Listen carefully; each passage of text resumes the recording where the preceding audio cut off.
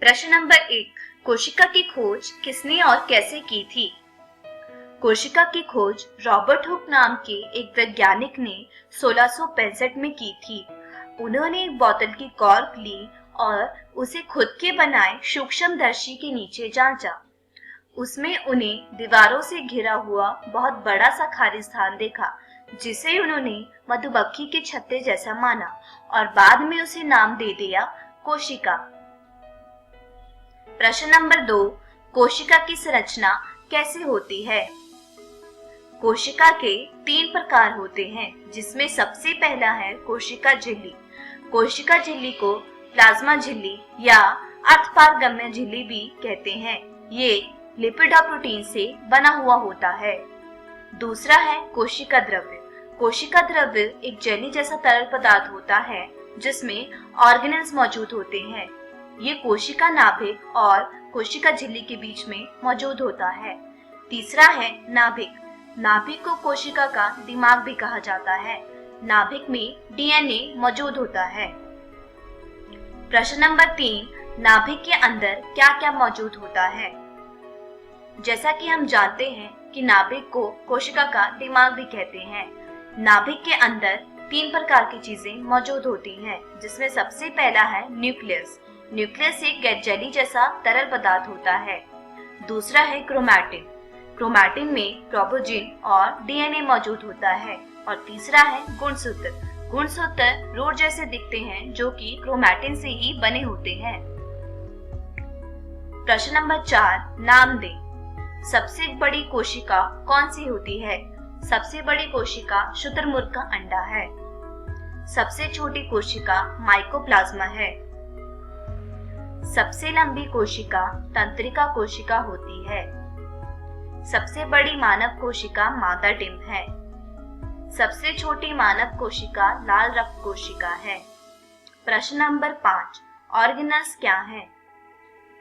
Organelles कोशिका के आंतरिक अंग हैं, जो कि कोशिका को जीवित रखने के लिए विशिष्ट कार्य करने के लिए जिम्मेदार होते हैं।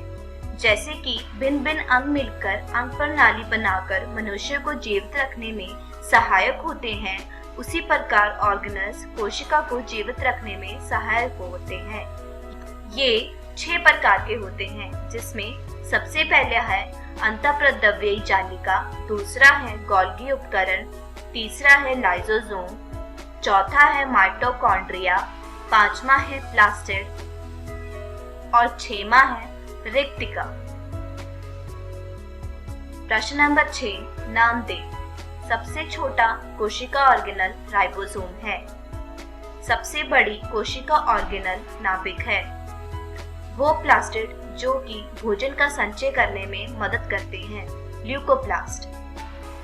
वो प्लास्टिड जो कि भोजन तैयार करने में मदद करते हैं, क्लोरोप्लास्ट। प्रश्न नंबर 7, लाइसोसोम को आत्मघाती थैली क्यों कहते हैं? लाइसोसोम का मुख्य कार्य पाचन है। ये कचरे की निपटान कार्य में काम आता है।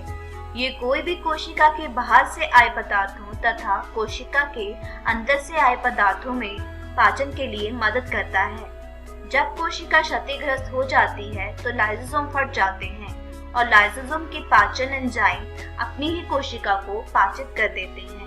इसीलिए लाइसोसोम को आत्मघाती थैली कहते हैं। प्रश्न नंबर 8, अंतःप्रद्रव्यी जालिका का कार्य क्या होता है? अंतःप्रद्रव्यी जालिका कोशिका द्रव्य में मौजूद झिल्लियों का एक जाल होता है। ये सिर्फ यूकैरियोटिक कोशिका में ही मौजूद होता है। इसके 2 प्रकार होते हैं, जिसमें सबसे पहला है चिकनी कोशिकीय द्रव्य जालिका और दूसरा है खुरदरी अंतःद्रव्यी जालिका। अंतःद्रव्यी जालिका का कार्य, ये कोशिका द्रव्य और नाभिक के बीच में परिवहन सामग्री का कार्य करता है। दूसरा है ये जैव रासायनिक गतिविधियों के लिए स्थान प्रदान करता है और तीसरा है ये जहर उत्पाद के विषहरण में भी मदद करता है। प्रश्न नंबर 9, जंतु कोशिका और पादप कोशिका के बीच में क्या अंतर है? जंतु कोशिका कोशिका भित्ति से घिरी नहीं होती है, जबकि पादप कोशिका कोशिका भित्ति से घिरी हुई होती है। जंतु कोशिका आकार में छोटी होती है, पादप कोशिका आकार में बड़ी होती है। जंतु कोशिकाओं में लाइसोसोम होते हैं तथा पादप कोशिका में लाइसोसोम बहुत कम पाए जाते हैं। जंतु कोशिका में तारकाय होते हैं जबकि पादप कोशिका में तारकाय नहीं होते हैं। जंतु कोशिका में रिक्तिका बहुत छोटी होती है जबकि पादप कोशिका में रिक्तिका बड़ी होती है। प्रश्न नंबर 10, एक कोशिकीय जीव और बहुकोशिकीय जीव में अंतर क्या है? जीव दो प्रकार के होते हैं जिसमें सबसे पहला है एक कोशिकीय जीव और दूसरा है बहुकोशिकीय जीव। एक कोशिकीय जीव में केवल एक ही कोशिका पाई जाती है। उदाहरण के तौर पर अमीबा, जीवाणु और पैरामेशियम ऐसे उदाहरण हैं जिसमें एक ही कोशिका पाई जाती है।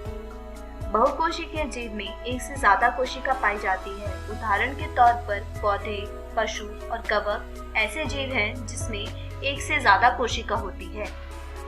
धन्यवाद।